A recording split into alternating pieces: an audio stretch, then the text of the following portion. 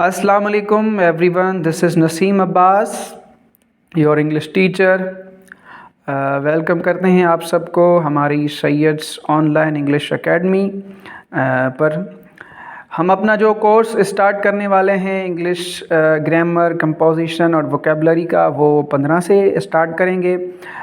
जिन तलबा को या तलबात को एडमिशन लेना है तो वो इस व्हाट्सएप नंबर पर हमसे रब्ता करें।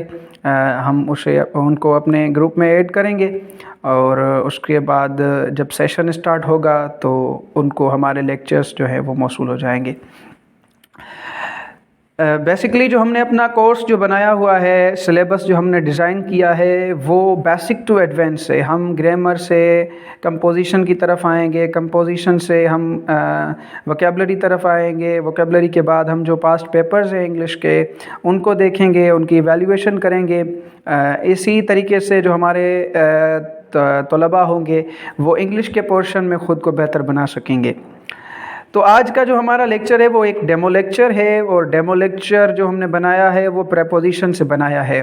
मैंने सोचा कि वैसे तो हम अपनी एकेडमी का जो सेशन है वो तो बाद में स्टार्ट करेंगे, क्यों ना हम अपनी जो डेमो लेक्चर है उसमें ही कोई ऐसा अच्छा सा टॉपिक या ऐसा कोई फ़ायदे वाला जो है टॉपिक हो वो उठाकर हम अपने तलबा को शेयर करें ताकि उनका फ़ायदा हो जाए। तो प्रेपोजिशन जो है वो बहुत ही ट्रिकी होता है, सिचुएशनल होता है, हर जगह पर उसका एक अलग इस्तेमाल होता है। हमारे तलबा और तलबात क्या करते हैं, जब कोई एक रूल्स सीख लेते हैं तो हर जगह पर उसी सेम ई प्रेपोजिशन का हर जगह पर इस्तेमाल करते हैं। इसी वजह से वो एफपीएससी की टेस्ट हों, एसपीएससी की टेस्ट हों या एसटीएस की टेस्ट हों, तो उनमें वो इंग्लिश के पोर्शन में अच्छे नहीं रहते।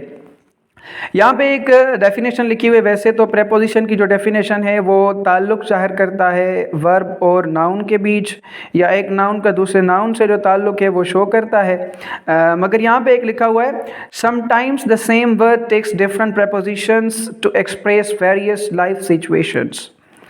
तो इसी बात को आगे बढ़ाते हुए हमने आज एक वर्ड लिया है डाई। तो हमारे जो तलबा होते हैं वो स्टडी करते हैं कि डाई के साथ ऑफ लगता है, तो बिल्कुल डाई के साथ ऑफ लगता है, मगर उनकी एक अलग सिचुएशन है कि कहाँ पे डाई लगेगा, ऑफ लगेगा, कहाँ पे फ्रॉम लगेगा, कहाँ पे थ्रो लगेगा, कहाँ पे वो इन जो है अपने साथ उठाएगा, कहाँ पर बाय तो कहीं पर फॉर लगेगा। तो इस पे जो है ना हमारे जो स्टूडेंट्स होते हैं वो कन्फ्यूजन का शिकार हो जाते हैं और वो इंग्लिश के इस पोर्शन प्रेपोजिशन में अच्छे नहीं रहते। तो आज हमने जो ये टॉपिक उठाया है डाई वर्ड का, तो इससे हम कुछ रूल्स जो है ना वो पढ़ेंगे। इंशाल्लाह वो आपको बहुत फ़ायदा देंगे। जैसे है कि ही डाइड ऑफ कैंसर। जब भी किसी बीमारी की वजह से आपकी मौत हो जाए और आप जुमले में डायरेक्ट उसी बीमारी का ही जिक्र करते हैं, उसका नाम लिखते हैं, तो वहाँ पर आप ऑफ इस्तेमाल करेंगे। जैसे यहाँ पे इस्तेमाल किया गया है ही डाइड ऑफ कैंसर, तो यहाँ पे कैंसर के साथ हमने ऑफ लगाया है, वो यहाँ पे ये करेक्ट आंसर है। अगर हम यहाँ पर लगाते ही डाइड फ्रॉम कैंसर तो ये गलत था, क्योंकि जब भी किसी बीमारी का डायरेक्ट नेम इस्तेमाल हो जुमले में तो वहाँ पे ऑफ लगता है। आगे हम चाहते हैं, हमारे पास है he died from the loss of blood. Cancer में क्या होता है, हमारा ब्लड जो है वो लॉस होता है, ब्लड जो है वो कम हो जाता है, ब्लड का जो है वो लॉस हो जाता है, इससे हमारी इंसानों की मौत हो जाती है। He died from the loss of blood. जब हमने डायरेक्ट बीमारी का नाम लिखा तो ऑफ हमने लगाया, और जब हमने उसका सबब लिखा कि उस बीमारी में जो इफ़ेक्ट है, जो हम उस बीमारी में हमारे साथ क्या होता है, उसके असरात क्या होते हैं, तो जब वो हम बयान करेंगे तो वहाँ पे हम फ्रॉम लगाएंगे। तो तलबा क्या करते हैं, जब ऑफ लगाते हैं तो सब सिचुएशंस में वो ऑफ ही लगा कर आते हैं, ताकि इसी वजह से उनके जो एमसीक्यूज़ हैं वो रॉन्ग हो जाते हैं। आगे आते हैं हम, ही डाई थ्रो नेगलेक्ट।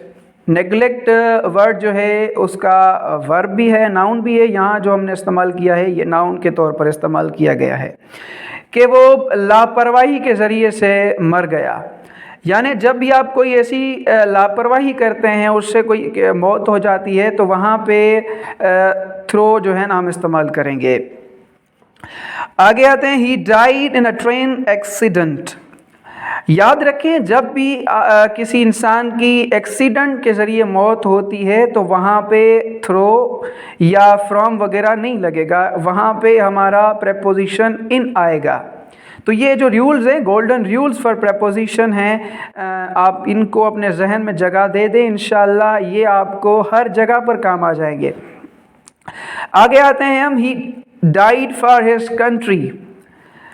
जब आप किसी के लिए मरते हैं, किसी की वजह से मर जाते हैं, किसी पर कुर्बान हो जाते हैं, तो वहाँ पे फॉर आएगा। जैसे he died for his country, वो अपने मुल्क पर मुल्क के लिए कुर्बान हो गया या मुल्क के लिए मर गया, तो वहाँ पे हम फॉर इस्तेमाल करेंगे। ये मैं फिर से कह रहा हूँ कि इन चीज़ों को अपनी जहन में बिठाएं, इंशाल्लाह जहाँ भी कोई प्रेपोजिशन से या इन एग्जाम्पल से कोई सवाल आ जाएगा तो आपको ये लेक्चर बहुत बड़ा काम आएगा। आगे जाते हैं हम, he died by his own hand. ये अपने हाथों से मर गया, अपने हाथों से ही अपनी मौत लेकर बैठा। ये तो ट्रांसलेशन है, आप जैसे भी बना लें। He died by his own hands, वो अपने हाथों से मर गया।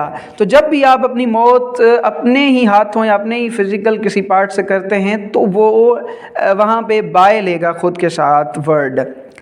तो आज का हमारा जो ये लेक्चर था वो ये 7 हमारे सेंटेंसेस थे जिनसे हमने आपको प्रेपोजिशन डाई का जो है वो हमने यूज़ बताया। उम्मीद करते हैं कि आपको ये लेक्चर पसंद आया होगा।